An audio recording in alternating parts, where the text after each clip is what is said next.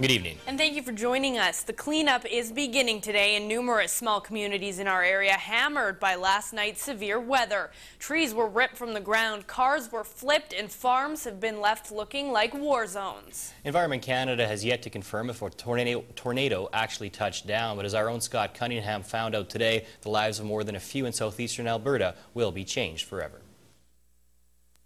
Uprooted trees like this one and farming equipment thrown like it was nothing is an all too common scene across southeastern Alberta today.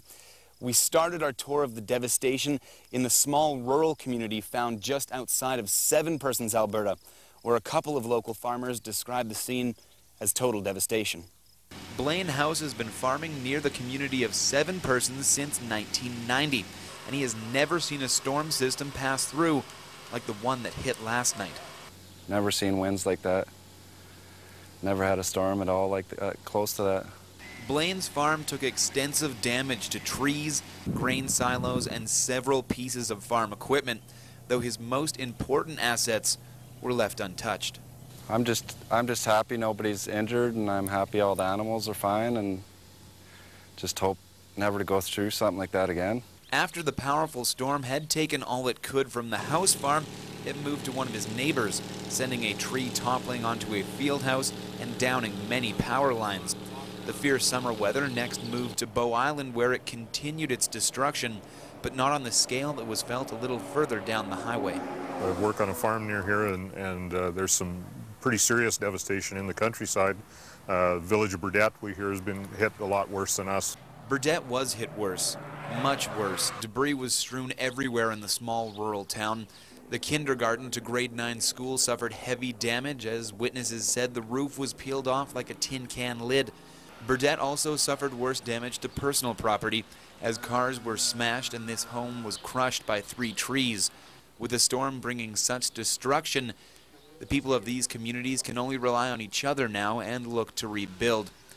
Scott Cunningham for Newswatch. Well, here in Medicine Hat, the storm was fierce and intimidating.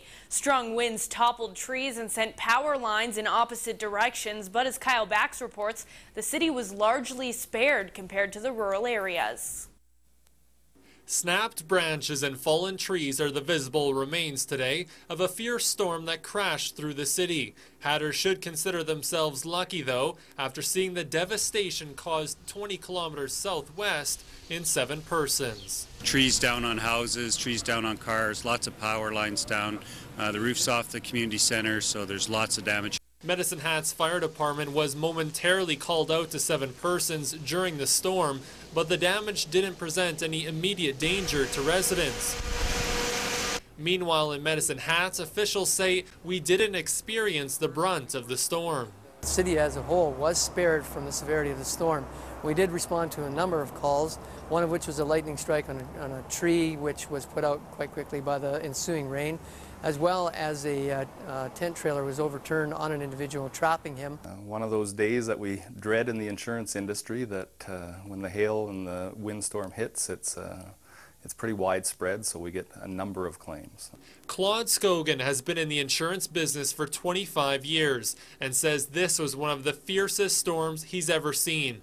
But he says the value of claims won't hit record levels because rural areas were struck the hardest, not the city.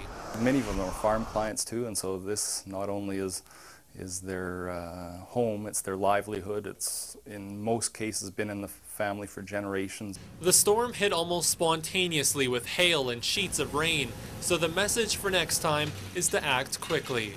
Make preparation, be proactive, get into your basements where possible, get off the streets if at all possible, and get into that shelter. City crews will be out the next few days dealing with fallen branches and uprooted trees like here in the playground of the Ross Glen Elementary School. Meantime, officials with Environment Canada tell us they've sent out a crew from Edmonton to view the damage in the region. That way they can say exactly how the storm took place. Kyle Bax, Newswatch.